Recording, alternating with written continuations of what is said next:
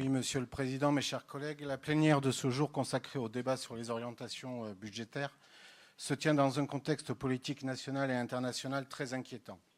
La guerre en Ukraine, 3 ans après l'invasion russe, demeure une plaie ouverte au cœur de l'Europe. Derrière la montée en puissance militaire et la rhétorique guerrière, une certitude demeure. Aucune issue militaire ne mettra un terme à ce conflit. La paix ne se gagnera pas par la force. Les récentes déclarations d'Emmanuel Macron, évoquant notamment l'éventuelle extension du parapluie nucléaire français, ou encore l'annonce par Ursula von der Leyen d'un réarmement militaire à hauteur de 800 milliards d'euros sont une pure folie. Car faire la guerre n'apportera rien, ni au peuple ukrainien, ni aux peuples européens. Derrière cette guerre, comme derrière chaque guerre, se cachent les intérêts d'une minorité.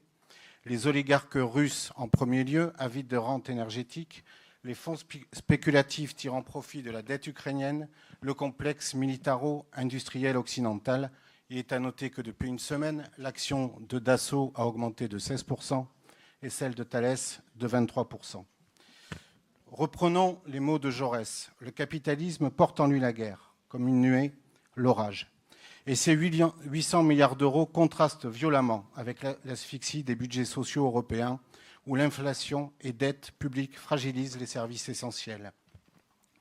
Imaginons ce qu'il serait possible de faire avec 800 milliards dédiés au progrès social, à la transition énergétique, aux solidarités, aux services publics. L'austérité ne sert, comme la guerre, que la finance. Il est temps que la France renoue avec la construction de la paix et aide à la mise en œuvre des conditions assurant la sécurité collective. Il est temps de rompre avec les logiques libérales qui ont détruit notre industrie, nos services publics, fragilisé notre souveraineté et mis en concurrence les peuples les uns contre les autres. Ce modèle qui privilégie les intérêts financiers au détriment du bien commun ne fonctionne pas. Il est temps de sortir de l'austérité qui, depuis 2017, est imposée à coups de 49.3 et mène au pillage de nos richesses collectives, au dépeçage des services publics, de l'éducation nationale, de la sécurité sociale. Cette trajectoire doit être stoppée avant qu'elle n'aggrave encore des fractures sociales et démocratiques. Il est d'ailleurs étonnant que les médias se rendent compte chaque année, à la même date, le 8 mars, que l'égalité salariale femmes-hommes rapporterait 6 à 8 milliards d'euros à la sécurité sociale, soit peu ou prou le montant de son déficit. La colère et le ressentiment, l'inquiétude gagnent les populations.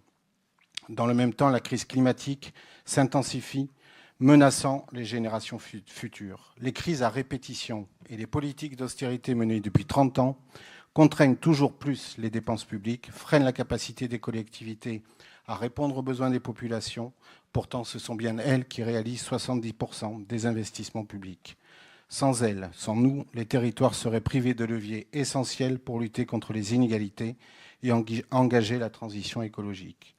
Nous devons refuser et combattre les logiques de profit et de concurrence, refuser l'économie de guerre qui nous enferme dans un cycle destructeur.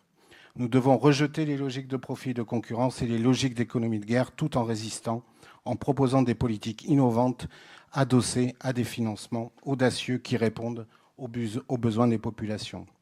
C'est la teneur du débat d'orientation budgétaire que nous allons avoir dans quelques minutes. Certes, nous devons travailler à un budget contraint, un budget même étranglé. Mais nous devons aussi travailler à un budget de combat qui ne cède rien sur les valeurs qui sont les nôtres et celles qui ont fait ce pourquoi nous avons été élus. Je vous remercie.